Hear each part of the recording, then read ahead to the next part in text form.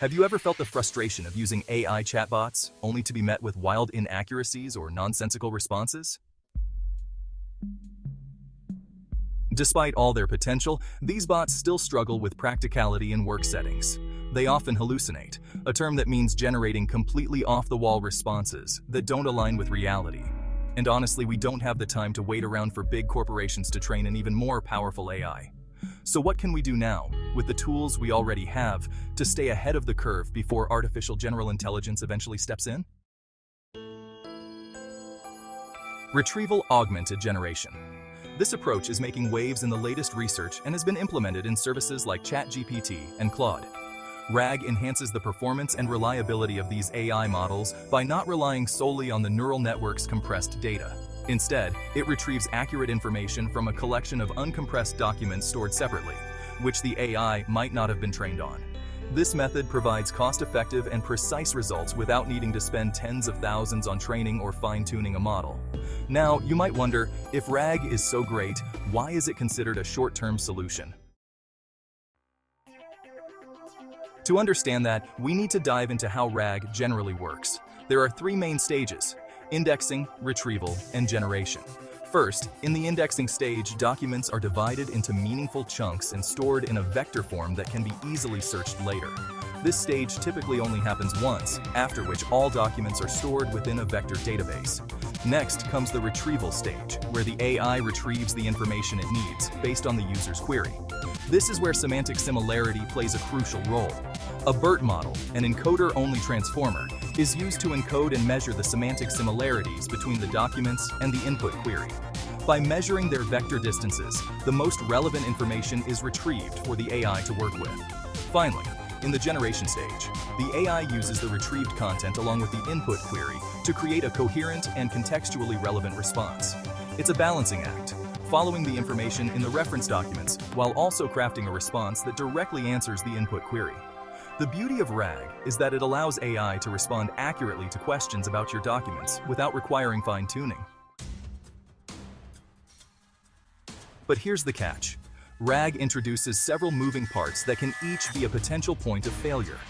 From how you index information, retrieve it, to how well the model blends and presents the output, each step can impact the overall quality. That's why, while RAG is a fantastic workaround for now, it's considered a hacky solution.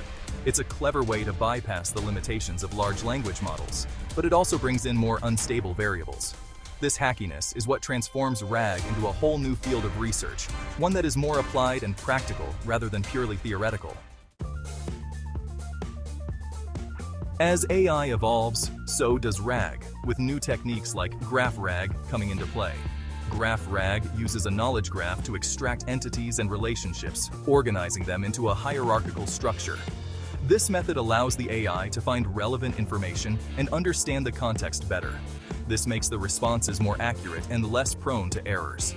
An input query rewriting model transforms the query for accurate retrieval. Hybrid search methods like FISS, nearest neighbor combined with word frequency are also used.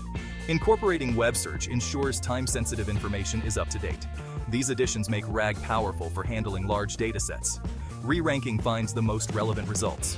This ensures the AI produces the best possible answer. But theory aside, how can you implement RAG in your own projects?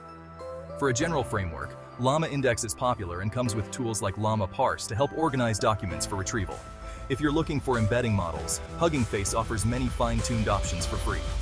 And for a more advanced setup, you can check out Microsoft's official GitHub for GraphRag codes. Speaking of practical applications, I want to share an incredible tool that can supercharge your workflow: ThinkBuddy. This isn't just another AI app. It's a fully integrated macOS AI lab designed for developers like you. One standout feature is LLM Remix, which combines the strengths of multiple models like GPT-4, Claude, and Gemini Pro into one cohesive response. You get access to over 10 leading models without any extra subscriptions. The deep macOS integration is a game changer. Imagine capturing your screen, asking questions to the AI, and getting instant help, all with customizable hotkeys.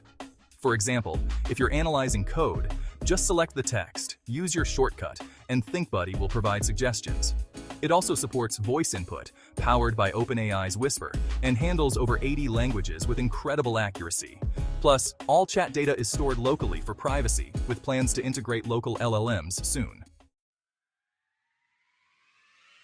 Now, here's a deal you don't want to miss. ThinkBuddy is offering an exclusive lifetime deal, but it's only available for August and is closing soon.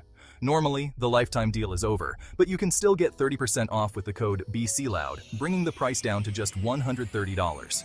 That's roughly the same as 3 months of ChatGPT and Claude combined. This code is limited to the first 50 sales, so act fast. And if you're on the fence, they offer a 30-day no-questions-asked refund policy. ThinkBuddy also has a free basic tier for you to try out, and even their basic version is only $10 a month, still cheaper than subscribing to multiple AI services separately. I've been using ThinkBuddy for a while, and it's seamlessly integrated into my workflow. Thanks for watching. If you enjoyed this deep dive into RAG and practical AI tools, be sure to leave a comment. What are your thoughts on the current state of AI chatbots? Are you excited about RAG, or do you think we need something better? I'd love to hear your thoughts. Don't forget to subscribe for more in-depth content, and I'll see you in the next video.